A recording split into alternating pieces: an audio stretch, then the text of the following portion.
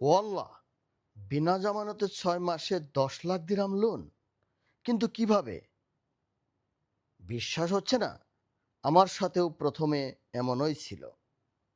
দুবাইতে কোম্পানি ছিল, লেনদেন ভালো ছিল, কিন্তু ব্যাংক কিছুই দিত না।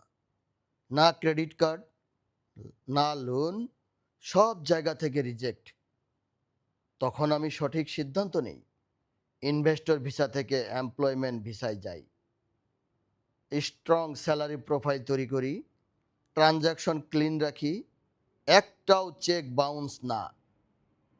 তারপর ব্যাংক নিজে থেকে ইন্টারেস্ট দেখায়, আমাকে অ্যাপ্রুভ করে প্রায় 10 লাখ দিরহাম লোন। আজ আমি e commerce, B2B, B2C, trade finance, export import, trading, business consultancy, tours travel, সব বিজনেস করছি। আপনিও পারবেন, শুধু সঠিক পথটা জানতে হবে ইনশাল্লাহ। বিস্তারিত জানার জন্য আমাদের অফিস ভিজিট করুন। ধন্যবাদ সবাইকে। আল্লাহ হাফেজ।